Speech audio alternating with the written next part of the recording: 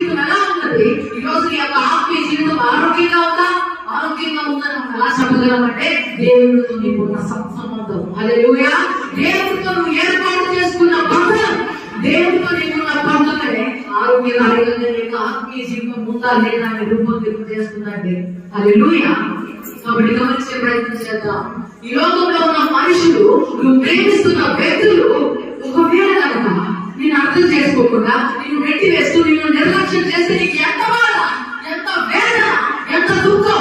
నిన్ను కట్టుకున్న నీ భర్త, నిన్ను కట్టుకున్న నీ భార్య, నీ పిల్లలు, నీ కుటుంబం ఈ రోజు నేను తక్కువ చేసి మాట్లాడుతున్నప్పుడు, నిన్ను చులకన చేసి మాట్లాడుతున్నప్పుడు ఎంత కృంగిపోతుందమ్మా నీ హృదయం, ఎంత వేదన పడుతుంది. అయ్యో నన్ను పట్టించుకోవట్లేదు, నన్ను సరిగా గుర్తించట్లేదు, ఇంత పని చేసి పెడుతున్నా, నాకు విలువ ఇవ్వట్లేదని బాధపడతావా లేదా? ఖచ్చితంగా బాధపడతాం. అవునా కదా? గ్రహించి ప్రయత్నించే